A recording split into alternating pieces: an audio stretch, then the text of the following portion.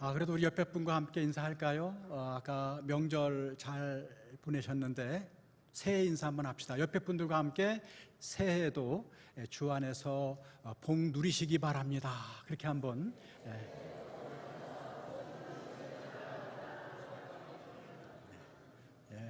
오늘 한 해도 이제 뭐 한 해 이제 벌써 시작이 됐는데 이제 그 정도 지났으니까 이젠 더 이상 없네요. 올 한 해도 하나님의 은혜와 평강이 여러분과 여러분 가정에 충만하시기를 주의 이름으로 축원합니다. 우리 오늘 본문을 통해서요, 욕심으로부터의 자유라는 제목으로 하나님의 말씀을 묵상하려고 합니다. 우리 그리스도인이 가장 좋아하는 성경 구절을 들라고 하면 여러분은 어떤 구절이 생각이 나십니까? 아마도 요한복음 3장 16절과 함께 시편 23편이 첫 손가락에 꼽히지 않을까 그렇게 생각이 됩니다. 우리 그리스도인이 마지막 임종 때에 죽음의 순간에 가장 많이 듣고 싶어 하고 또 묘비명에 가장 많이 인용되는 말씀도 이 시편 23편이라는 통계를 들어본 적이 있습니다. 온갖 잡념과 상념 때문에 잠 못 이루는 밤, 이 시편 23편을 집중해서 몇 번만 암송해 보십시오. 어느새 잠이 들어 아침을 맞이하는 자기 모습을 발견할 수 있을 것입니다. 자, 그렇다면 우리 그리스도인들이 이 시편 23편 말씀을 이처럼 좋아하는 이유는 무엇일까요? 그것은 우리가 말로 표현하지 않더라도 하나님을 믿는다는 것, 하나님의 자녀가 된다는 특권이 얼마나 좋고 기가 막힌 일인지를 이 시편 23편만큼 은혜롭게 묘사해 주는 말씀이 또 없기 때문입니다. 그냥 말씀을 읽기만 해도 은혜가 넘쳐지지 않습니까? 그런데 이것을 거꾸로 말하게 되면 하나님의 자녀로서 우리가 제대로 살아가고 있는지를 점검해 볼 수 있는 중요한 말씀도 바로 시편 23편이 될 수 있다는 것입니다. 저와 여러분은 모두가 본향을 향해 나아가는 영적인 순례자들입니다. 이런 의미에서 시편 23편은 또한 영적인 순례자로서 우리가 그러한 특권을 계속해서 되새겨야 되지만 다시 한번 뒤를 돌아봐서 내가 정말 제대로 가고 있는가를 진단해 봐야 될 거울과도 같은 말씀이라는 것입니다. 그래서 오늘은 너무도 친숙한 말씀이지만 이 말씀을 통해서 다시 한번 우리의 신앙 여정을 돌아보고자 하는 것입니다. 오늘 본문은 이렇게 시작하고 있습니다. 어떻게 시작합니까? 여호와는 나의 목자시니 내게 부족함이 없으리로다. 아멘. 감이 좀 오세요? 느낌이 좀 오십니까? 그냥 머리로 이해되는 것 말고 느낌이 좀 팍 오셔야 되는데 오십니까? 한때 인터넷 사이트에서 이 시편 23편을 경상도 버전, 전라도 버전, 평안도 사투리로 적어놓는 것을 본 적이 있습니다. 제가 그것을 읽고 너무나 감명을 받았기 때문에 1절만 한번 기억해서 여러분들에게 읽어드리겠습니다. 먼저 경상도 버전입니다. 여호와가 내 목자라 카이 내 삼아 답답할 키 눈꼽만치도 없는 기라. 좀 비슷합니까? 다시 한번. 여호와가 내 목자라 카이 내 삼아 답답할 키 눈꼽만치도 없는 기라. 경상도 버전. 전라도 버전입니다. 아따 여호와가 시방 나의 목자신디 나가 부족함이 있겠냐. 평안도 버전입니다. 여호와가 내 목자인데 뭐이가 부족하간 고저 시퍼런 풀밭에 실어들었나 목마르면 고저 물가로 데려가들었나 이야 뭐이가 부족하간.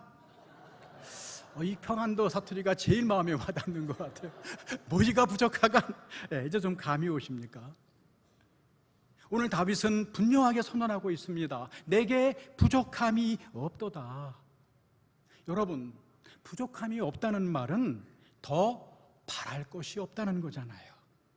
모든 것이 충분하고 만족하다는 것 아닙니까?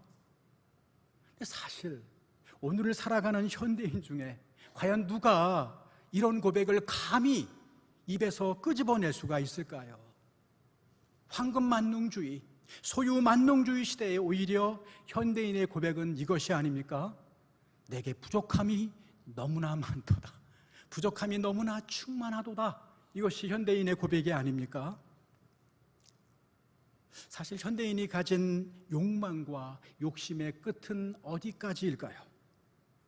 가져도 만족하지 못하고, 얻어도 행복하지 못한 현대인의 이 부족함의 갈증은 더욱더 커져만 가지 않습니까? 아주 오랜 옛날에 제가 아주 인상적인 에피소드를 읽은 적이 있습니다. 여러분, 저만한 나이에 세계적인 갑부 그러면 고전적으로 떠올리는 사람이 석유왕 록펠러라고 하는 사람입니다. 록펠러 혹시 아시나요? 젊으신 분들은 록펠러는 잘 모를지 모르겠어요. 근데 어느 날 하여튼 대단한 부자인 것만 알면 됩니다. 그런데 어느 날 한 기자가 이 록펠러에게 물었다고 하죠. 아주 당돌한 기자입니다. 지금 만족하십니까? 그 정도 재산이면 좀 만족할 만하지 않겠나? 그런 생각이 있었던 것 같아요. 그런데 록펠러가 대답합니다. 아니요, 아직 만족하지 못합니다. 그러자 기자가 재차 이렇게 묻습니다. 얼마나 더 벌어야 만족하시겠습니까? 그때 록펠러가 아주 인상 깊은 대답을 했다고 하죠. 뭐예요? 조금만 더, 조금만 더, 조금만 더. 인간의 욕망은 끝이 없다는 사실을 너무나 잘 보여주는 예화가 아닐 수 없습니다. 그렇다면 내게 부족함이 없다라는 다윗의 고백은 이 세상의 욕심과 욕망에서 벗어난 놀라운 자유인의 외침이다, 그렇게 말할 수 있다는 것입니다. 모든 욕심으로부터 벗어난 한 자유인의 외침, 나는 부족함이 없어요. 그러면 다윗이 어떻게 이렇게 고백할 수 있었겠습니까? 다윗이 이렇게 고백한 이유는 무엇일까요? 그가 왕이었기 때문이었습니까? 아닙니다. 그가 돈과 재물이 많았기 때문입니까? 아닙니다. 그의 인생에는 아무 문제나 어려움이 없었기 때문입니까? 아닙니다. 이유는 오직 한 가지. 그것이 뭐죠? 여호와가 나의 목자가 되어주시니까. 여러분, 우리가 성경을 통해 알 수 있듯이 다윗의 인생은 얼마나 굴곡이 많고 험난했는지 모릅니다. 그에게 왜 원하는 것이 없고 왜 부족한 것이 없었겠습니까? 그럼에도 불구하고 여호와가 내 목자가 되어주시니까, 여호와가 내 인생의 완벽한 가이드가 되어주시니까 나는 아무런 부족함이 없다는 고백이 터져나올 수밖에 없다는 것 아니겠습니까? 성경에 보면 여러 곳에서 하나님과 그의 백성의 관계를 목자와 양의 관계로 비유하고 있는 것을 볼 수가 있습니다. 그러나 사실 저와 여러분은 유목민족이 아니잖아요. 우리는 농사를 짓는 농사의 민족의 후손이기 때문에 사실 목자와 양의 관계를 제대로 실감하기가 어렵습니다. 그저 지식적으로, 피상적으로만 아는 것이죠. 그러나 이스라엘 사람들은 유목민족, 주로 양을 치는 유목민족들이기 때문에 목자와 양의 관계를 너무나 잘 알고 있다는 거예요. 누군가 목자 이야기를 하면 척 이 머릿속에 감이 오는 것이죠. 그러니까 하나님이 내 목자가 되어주신다, 그 말만 들어도 척 감이 온다는 것입니다. 여러분, 이스라엘의 선한 목자들은 자기 양 한 마리 한 마리에 이름을 붙여 부를 정도로 애정을 지니고 있다고 해요. 50마리, 100마리 숫자에 상관없이 그 양 한 마리 한 마리에 이름을 붙여가며 부른다는 그러한 기록이 있습니다. 사나운 이리가 올 때에는 자기 양을 지키기 위해 정말 목숨 걸고 싸운다는 것입니다. 그렇기 때문에 그 유명한 요한복음 10장 11절에 나오는 말씀처럼 나는 선한 목자라, 선한 목자는 양들을 위하여 목숨을 버리거니와 라고 하는 이 예수님의 말씀이 과장된 말씀만이 아니라는 것이죠. 그게 양과 목자의 관계라는 거예요. 유명한 성서학자 바클레이는 그의 주석에서 어떤 여행가가 이스라엘의 목자를 관찰하고 쓴 글을 이렇게 인용하고 있습니다. 한번 들어보세요. 하이에나와 이리가 울부짖는 캄캄한 밤에 광활한 사막에서 비바람에 시달리면서도 잠들지 않고 지팡이에 몸을 기댄 채 불꽃 같은 눈으로 자기의 양떼들을 바라보고 있는 이스라엘의 목자의 모습을 당신이 한 번만이라도 본다면 왜 하나님이 자기를 목자로 비유하셨는지 그 이유를 알게 될 것이다. 그렇게 적고 있습니다. 여러분, 이것이 목자와 양의 관계라는 거예요. 이것이 여호와가 나의 목자시니 목자가 되신다라고 하는 말씀의 배경이라는 것입니다. 자, 그렇다면 여호와가 나의 목자가 되신다는 말은 구체적으로 어떤 의미가 있을까요? 이어서 다윗은 하나님이 목자가 되어주시는 인생, 그 인생이 어째서 부족함이 없는지를 구체적으로 한 절 한 절 설명해 주고 있습니다. 먼저 2절 말씀을 보겠습니다. 2절 말씀 우리 다 함께 읽어볼까요? 자, 시작.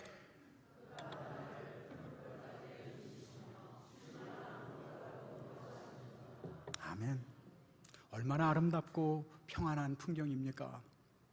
여러분, 이 시편이 기록된 이스라엘이 그렇게 풀과 물이 많지 않은 건조한 지역이라는 것을 여러분이 기억하신다면 이 푸른 풀밭과 물가라는 이미지가 얼마나 더 우리들에게 의미 있게 다가오는지 모릅니다. 여러분, 풀과 물은 양이 평안을 누릴 수 있는 최적의 상태를 상징하는 단어라고 할 수가 있습니다.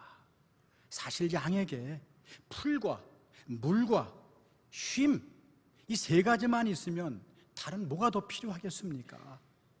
그렇지 않습니까?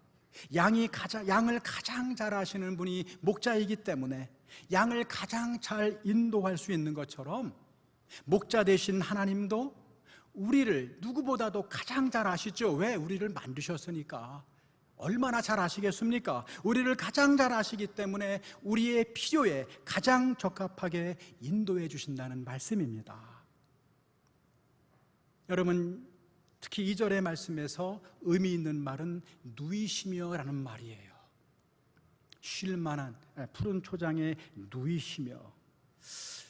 별거 아닌 것 같은데 누이시며. 여러분, 보통 양은 눕지 않는데요, 눕지 못한데요, 쉽게 눕지 못하는 습성을 가지고 있는 게 바로 양이라는 것입니다. 사실 이 세상 동물의 왕국 같은 거 이렇게 보게 되면 편히 누워서 자는 동물 별로 많지 않아요. 그렇지 않습니까? 사람이 누워서 잡니다. 그 다음에 동물의 왕인 사자나 호랑이 정도 되어야 누워서 잠을 잘 수 있지, 특별히 이 약한 동물들은 언제든 적이 올까봐 긴장이 돼서 맘 편하게 누워서 잠들지 못한다는 것이죠. 여러분, 필립 켈러라고 하는 평신도 지도자가 양과 목자라고 하는 제목의 책을 하나 기록했습니다. 이 책은 시편 23편을 한 대목씩 묵상하고 해설하는 아주 짤막한 책자입니다. 그런데 이 책이 의미가 있는 것은 저자가 실제로 양을 친 목자의 경험으로 쓰고 있기 때문입니다. 그러니까 그저 추상적이고 이론적으로 쓴 것이 아니라 무려 8년간 양을 친 목자의 경험을 토대로 실감나고 생생하게 이 시편 13편을 해설하고 있다는 것이죠. 그런데 이 책을 보면 양은 본래 다음에 4가지 필요 조건이 충족되지 못하면 결코 눕지 않는데요, 안 누운대요. 그 4가지를 이렇게 묘사하고 있습니다. 첫째, 양들은 본래 겁이 많은 동물이라서 모든 두려움에서 벗어나지 않으면 누우려 하지 않는다는 것이죠. 둘째, 양들은 이 집단 내에서 사회적으로 행동하는 동물이기 때문에 저희들끼리 싸움을 하면 싸움을 당사자가 아니든 기든 누우려 하지 않는다는 것입니다. 긴장이 조금만 상태가 유지돼도 잠을 잘 수 없다는 거죠. 셋째, 파리나 기생충 때문에 괴로울 때도 양들은 누우려 하지 않는다는 것입니다. 넷째로, 배부르게 꼴을 먹지 않는 한 양들은 누우려 하지 않는다는 거예요. 좌우간 양들은 배불러야 누울 수 있다는 것이죠. 참 까탈스럽고 손이 많이 가는 동물 아닙니까? 가만히 보니까 우리랑 비슷하지 않나요?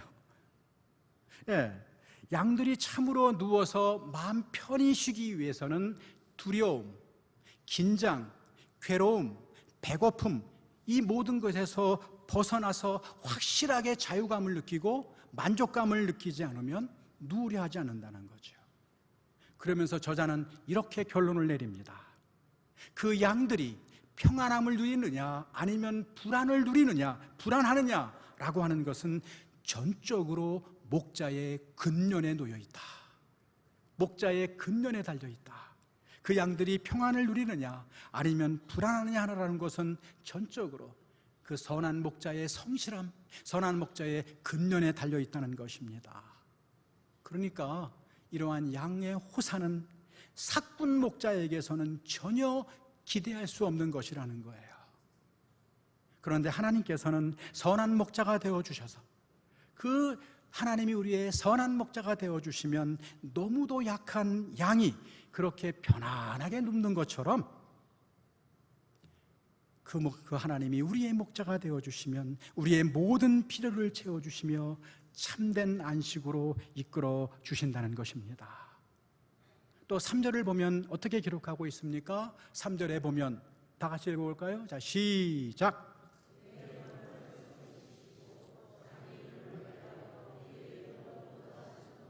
아멘. 여러분, 우리가 물질로만 살아가는 존재들이 아닙니다. 저와 여러분은 영적인 존재입니다. 그렇기 때문에 인생을 살아가는 동안에 지금도 그런 분이 있는지 모르지만 우리는 갈등과 낙심과 인간관계에서 비롯한 상처 등으로 때때로 낙심하고 지치고 피곤합니다. 잠을 이루지 못할 만큼 마음에 번민이 있을 때가 한두 번이 아니잖아요. 또한 어디로 가야 할지 방향을 알지 못하고 어떤 길이 옳은 길인지 몰라서 헤매고 방황할 때가 참 많습니다. 이사야 53장 6절에 보면 이런 약하고 위험한 우리의 모습을 적나라하게 이렇게 표현하고 있습니다. 우리는 다 양 같아서 그릇 행하여 각기 제 길로 갔거늘. 이게 양이고 우리라는 거예요. 길을 잃고 각기 제 길로, 그 길이 죽음의 길인지도 모르고 제 길로 흩어진 죄인된 인간의 모습을 양과 같다, 양과 같다, 그렇게 묘사하고 있는 것입니다. 양은 시력이 굉장히 나쁘대네요. 그리고 저도 그렇지만 방향 감각이 너무 없대요. 그래서 한 번 길을 잃으면 혼자서는 길을 찾아오지 않는다는 것이죠. 못 찾아온다는 것이죠. 여러분, 이 전제를 아셔야 됩니다. 그러나 목자 되신 주님께서 그 지친 영혼을 소생시키시고 새 힘을 주시고 다시 치유하시고 저와 여러분을 올바른 길, 의의 길로 인도해 주신다는 것입니다. 한마디로 목자 되신 주님께서 우리의 물질적이고 육체적인 필요뿐만이 아니라 우리의 정신적이고 영적인 필요도 완벽하게 채워주신다는 약속이 아닐 수 없습니다. 여러분, 2절, 3절의 주어가 누구인지 다시 한번 확인해 보세요. 2절, 3절의 주어가 누구입니까? 원문에 보면 주어가 다 따로따로 나와져 있어요. 우리는 주어가 하나로 나와 있지만 원문에 보면 주어가 다 따로 나왔다는 거예요. 그가 나를 푸른 초장에 누이시며 그가 나를 쉴만한 물가로 인도하시며 그가 내 영혼을 소생시키시고 그가 의의 길로 인도하시는도다. 주체가 누구라는 것입니까? 누가 그렇게 하신다는 거예요? 목자 되신 하나님이십니다. 여러분의 인생의 주인은 누구십니까? 여러분의 인생의 목자가 누구십니까? 하나님이 내 인생의 목자가 되어주시고 나를 인도하신다면, 그분이 이처럼 내 필요를 채워주신다면 우리 역시 다윗과 함께 내가 부족함이 없도다 고백할 수 있지 않겠습니까? 그렇습니다. 이 하나님을 목자로 신뢰할 수 있다는 것, 이것이 본질적으로 저와 여러분을 모든 욕심, 모든 소유욕의 끝없는 악순에서 벗어나 참된 만족으로 이르게 할 수 있다는 사실을 기억하시기 바랍니다. 그러나 여러분, 하나님이 우리의 목자가 되심에도 불구하고 우리의 지금 현실은 어때요?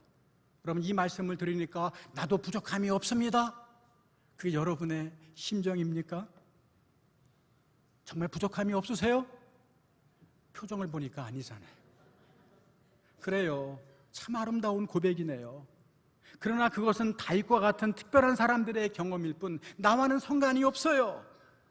혹시 이렇게 생각하는 분이 안 계십니까? 하나님이 우리의 목자가 되시는데도 현실에서는 여전히 부족함을 느끼는 이유, 충만함을 느끼지 못하는 이유는 어디에 있습니까? 많은 이유 중에 하나는 바로 내 필요와 내 욕심을 혼동하기 때문일 때가 참 많습니다.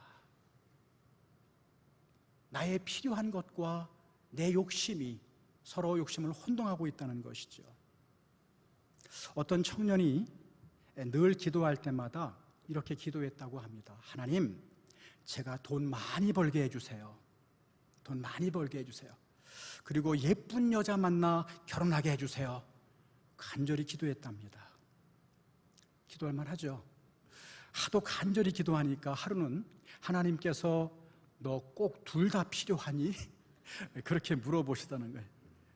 그 청년이 대답합니다. 하나님, 그렇습니다. 다른 건 몰라도 돈과 예쁜 여자는 포기할 수 없습니다. 그래서 할 수 없이 하나님께서 그 청년에게 돈 여자를 주셨답니다. 아직도 무슨 말인지 깨닫지 못하는, 여러분, 나에게 필요한 것과 내가 원하는 것은 다릅니다. 다를 때가 더 많아요. 내가 원하는 것은 욕심일 경우가 참 많아요. 한 가지 분명한 것은 하나님은 내 필요를 채워주시는 분이시지 내 욕망과 욕심을 채워주시는 분은 아니란 사실입니다. 하나님 그거 나쁜 거 너무나 잘 아시기 때문에 안 주세요. 하나님을 내 욕망, 내 욕심 채워주시는 분으로 오해하기 때문에 어쩌면 여전히 하나님을 믿어도 부족함을 느끼는 것인지 한번 되돌아봐야 됩니다. 여러분, 이 점을 분명하게 보여주는 것이 바로 만나 사건입니다. 구약의 만나 사건, 여러분, 이스라엘이 광야에서 그 체험했던 만나 사건을 아시죠? 정말 놀랍습니다. 하나님은 무려 광야에서 40년 동안 매일매일 이스라엘 백성에게 만나를 공급해 주십니다. 이건 정말 전무후무한 사건입니다. 그들은 하나님을 온전히 신뢰하고 하루 분량만 가져가면 됩니다. 하루 분량만 가져가면 되는, 내일이면 또 내일의 만나가 있기 때문에 그 만나를 또 얻으면 되는 거죠. 출애굽기 16장 18절 20절을 한번 읽어보겠습니다. 예. 자, 다 같이 한번 읽어볼게요. 자, 시작.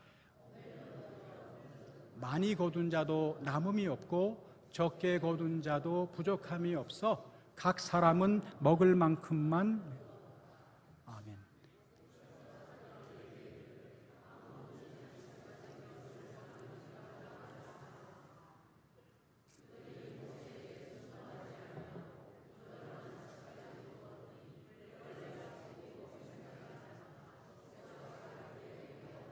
아멘. 예, 하루 분량만 가져가면 되는데 어떤 사람은 하루 분량에 만족하지 못하죠? 그러니까 어떻게 해요? 내일, 모레 것까지 챙깁니다. 근데 어떤 일이 벌어집니까? 썩어서 벌레 먹고 버리게 될 수밖에 없는 거죠. 여러분, 이건 뭘 우리에게 말해주는 것입니까? 하나님의 공급하심을 받고도 썩어 없어질 것까지 붙들려고 하는 것, 그것은 욕심이라는 것입니다. 매일 아침 내려오는 만나는 하나님의 신실하심과 공급하심을 나타내주는 상징적인 의미입니다. 하나님이 우리의 모든 필요를 공급해 주시고 우리의 유익을 위해 일하시는 신실하신 분이심을 신뢰하고 그것을 믿고 너무 지나친 욕심 부르지 말고 하나님의 공급하심에 만족하며 살라는 교훈, 그것이 바로 만나의 교훈이 아니겠습니까? 필요한 것과 욕심의 차이를 분별할 수 있어야 된다는 것입니다. 여러분, 한번 생각해 보시죠. 만일 하나님께서 저와 여러분이 원하는 것을 다 들어주셨다, 지금까지 기도하고 원하는 것을 다 들어주셨다, 한번 생각해 보세요. 그러면 정말 우리의 삶이 행복해지고 우리가 하나님 정말 잘 섬기고 믿을까요? 아니라는 거 다 아시잖아요.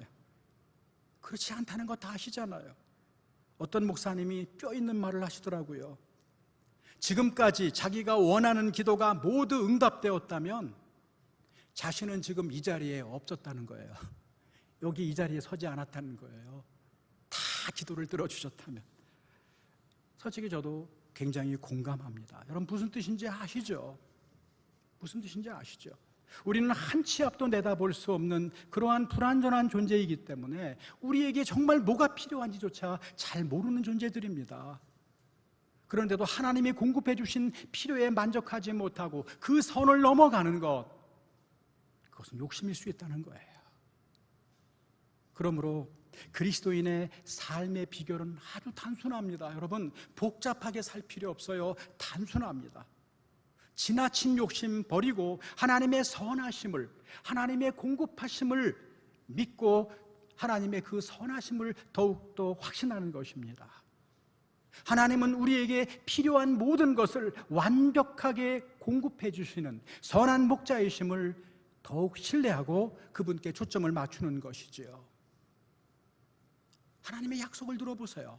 시편 34편 8절에서 10절을 한번 다 함께 읽어보겠습니다. 자, 시작. 너희는 여호와의 선하심을 맛보아 알지어다. 그에게 피하는 자는 복이 있도다. 너희 성도들아, 여호와를 경외하라. 그를 경외하는 자에게는 부족함이 없도다. 젊은 사자는 궁핍하여 줄일지라도 여호와를 찾는 자는 모든 좋은 것에 부족함이 없으리로다. 아멘. 아멘이십니까? 여러분, 젊은 사자가 궁핍할 수 있을까요? 여러분, 사자가 굶주릴 수 있습니까? 사자는 동물의 왕이잖아요. 그런데 젊은 사자가 어떻게 먹잇감을 구하는데 실패할 수 있겠습니까? 그러니까 반어법입니다. 그럴 일이 거의 없어요. 그럴 일이 거의 없겠지만 혹 젊은 사자는 줄일지라도 하나님을 찾는 자는 결단코 줄이지 않게 해주시겠다. 이것이 주님의 약속입니다. 여호와를 찾는 자에게는 모든 좋은 것을 주실 것이다 약속하고 있지 않으십니까? 또 마태복음 7장 9절에서 11절을 한번 읽어보겠습니다. 아까도 우리가 인용했지만 다 같이 읽어볼까요? 자, 시작. 너희 중에 누가 아들이 떡을 달라고 하는데 돌을 주며 생선을 달라 하는데 뱀을 줄 사람이 있겠느냐?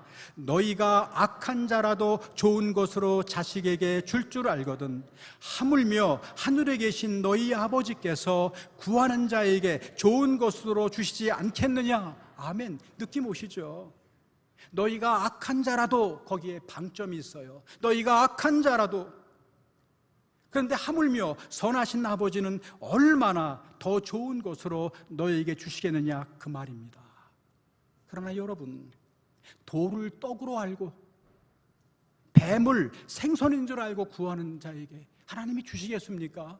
그게 해로운데, 아시는데 어떻게 주시겠어요? 그러나 필요한 것은 우리가 그걸 알든 모르든 필요한 것은 다 공급해 주신다는 약속입니다. 로마서 8장 32절이 하이라이트입니다. 한번 다 같이 읽어보겠습니다. 자, 시작. 자기 아들을 아끼지 아니하시고 우리 모든 사람을 위하여 내주시니가 어찌 그 아들과 함께 모든 것을 우리에게 주시지 아니하겠느냐. 아멘. 더 이상 무슨 약속이 필요해요? 하나밖에 없는 너무나 소중한 아들을 내어주신 분이 당신의 사랑하는 자녀들에게 필요한 것 모두 주시지 않겠느냐, 그 말 아닙니까? 인간의 욕심은 끝이 없어요. 채워도 채워지지 않는 것이 인간의 욕심입니다.